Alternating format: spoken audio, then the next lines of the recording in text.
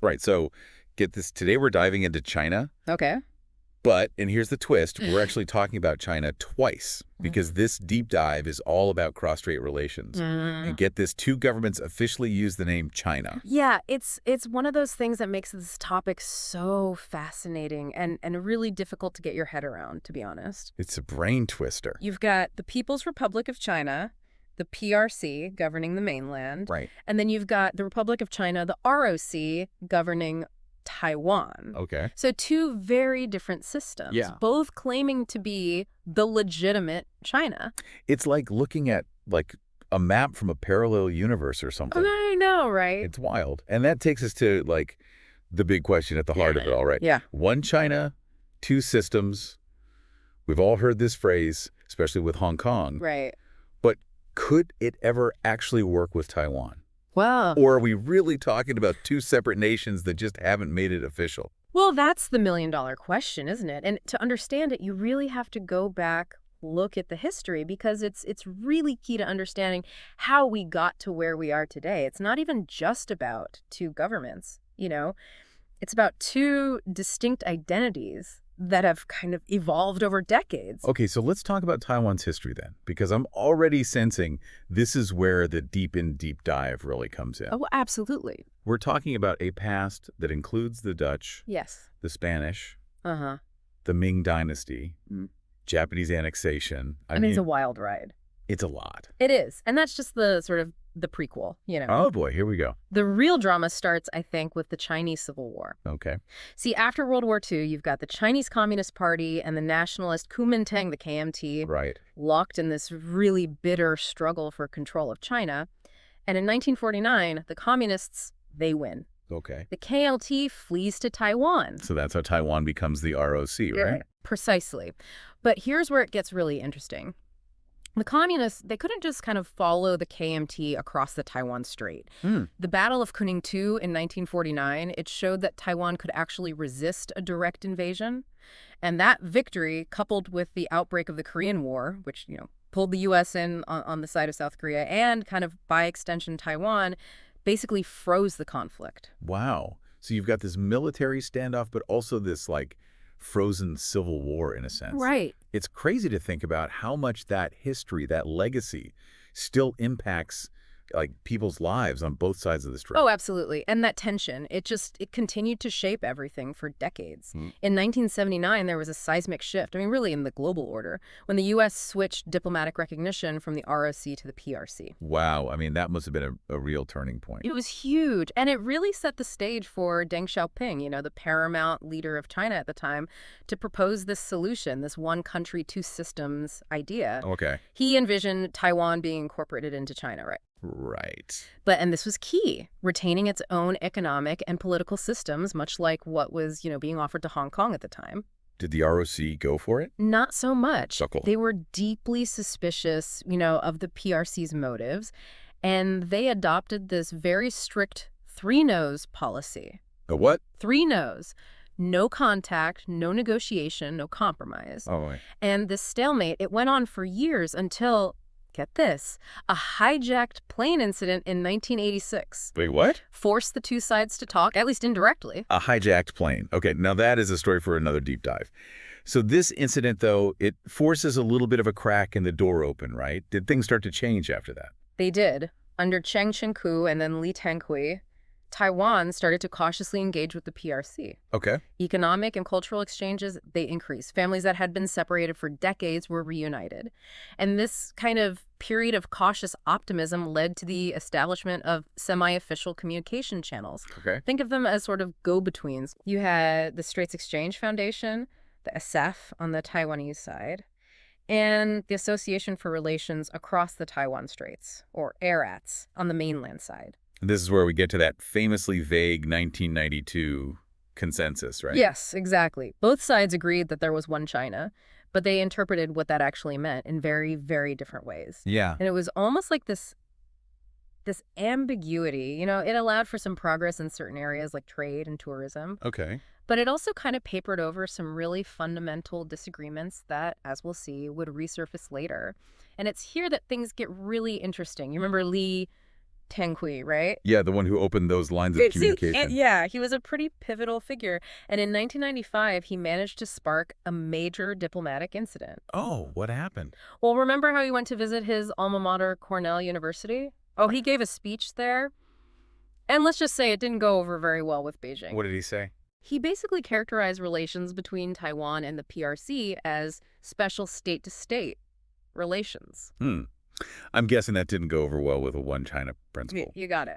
The PRC saw it as a direct challenge. Yeah. And they responded in a way that got everyone's attention. How so? Missile tests near Taiwan. Oh, wow. So not exactly a subtle response. Not at all. It was a show of force. It was meant to intimidate Taiwan and discourage any thoughts of moving towards formal independence. So after this, did relations completely break down between the two? It definitely brought chill on things for a while, but then in 2000, something really significant happened. Chen Shui-bian was elected president of Taiwan. And that was a big deal because... He was the first president from the pro-independence Democratic Progressive Party, the DPP. This was a huge turning point. Because it was seen as a move towards independence from mainland China. Exactly. Chen's stance was, one country on each side. That was his slogan. It was a direct challenge to the one China principle. He was essentially saying Taiwan was independent. Which I imagine went over like a lead balloon in Beijing. You could say that official dialogue froze over, and things remained pretty tense for the next 8 years. So what happened next? Did they just stare each other down across the Taiwan Strait for 8 years? Well, that's the interesting thing. Even as the PRC was upping its military presence and isolating Taiwan diplomatically, they also started to change their tactics a bit. In what way? They realized that threats alone weren't going to cut it. They needed to find a way to engage directly with the Taiwanese people. So a softer approach. You could call it that. In 2002, Hu Jintao came to power in China.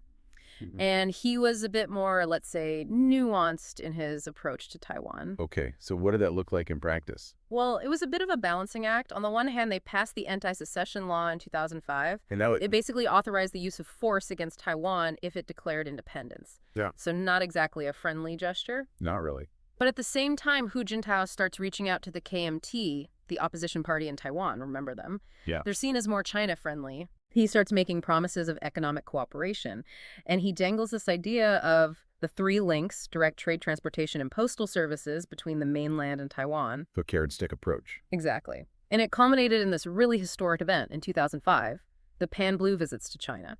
For the first time since the end of the Chinese Civil War, the leaders of the CCP and the KMT met. Wow, that's huge.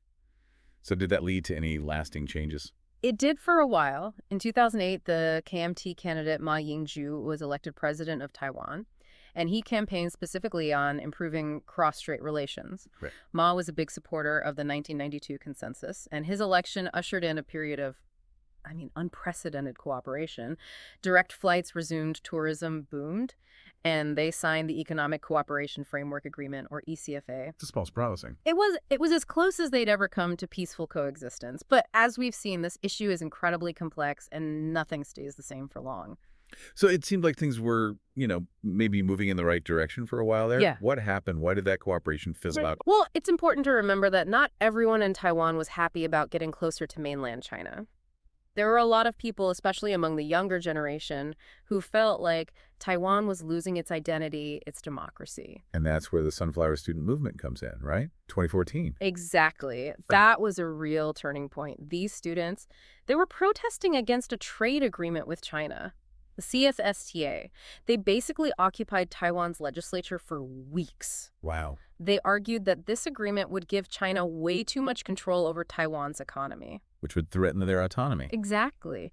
And it really caught the attention of the government. It showed them that this wasn't just about politics anymore. This was about the Taiwanese people and what they wanted for their future. And it had a real impact on Taiwanese politics, right? Huge impact. It helped Tsai Ing-wen get elected in 2016. She was from the DPP, remember, the pro-independence party. Right. And her election signaled a shift back towards a more cautious approach to China. And how did China react to that? Because I'm guessing they weren't thrilled that she wouldn't explicitly endorse the 1992 consensus. Let's just say they were not pleased. They saw it as a real step backwards. And since then, we've seen them go back to those pressure tactics, squeezing Taiwan economically, trying to isolate them diplomatically, even launching disinformation campaigns to try and sway public opinion. And all of this is happening while China is, building up its military at an incredible pace. I mean, those military exercises around Taiwan, Those aren't exactly subtle. No, they're not. China's actions in the region have become much more aggressive, especially since 2022. Like those joint sword exercises last year simulating a blockade of Taiwan. That was a direct response to President Tsai meeting with Kevin McCarthy. So the big question that everyone's asking is, could China actually invade Taiwan? It's the million-dollar question, and it's impossible to say for sure. I mean, on the one hand, China's military is far more capable than it used to be. But a full-scale invasion of Taiwan? That would be incredibly complex, logistically, politically. There's a lot that could go wrong, even for a military power like China. And not to mention the human cost. It's easy to get caught up in all the geopolitical strategizing, but we're talking about real people here. Absolutely. Any conflict in the Taiwan Strait would be devastating, and it wouldn't just affect those two countries, the whole world would feel the impact. Taiwan is a major player in the global economy, especially when it comes to semiconductors. And then there's the U.S. Yeah.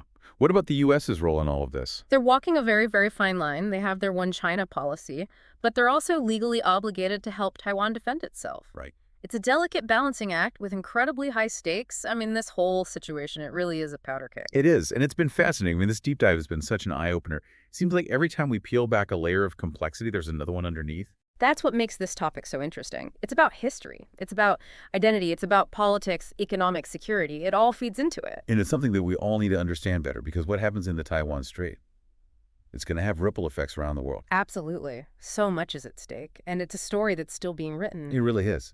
And that's why it's so important for all of us to stay informed, to keep asking questions, and to keep looking for different perspectives on this incredibly complex issue. Because only then can we hope to understand the choices that lie ahead, both for Taiwan and mainland China, and for the world as a whole. So until next time, keep learning, keep asking those tough questions, and we'll see you on our next Deep Dive.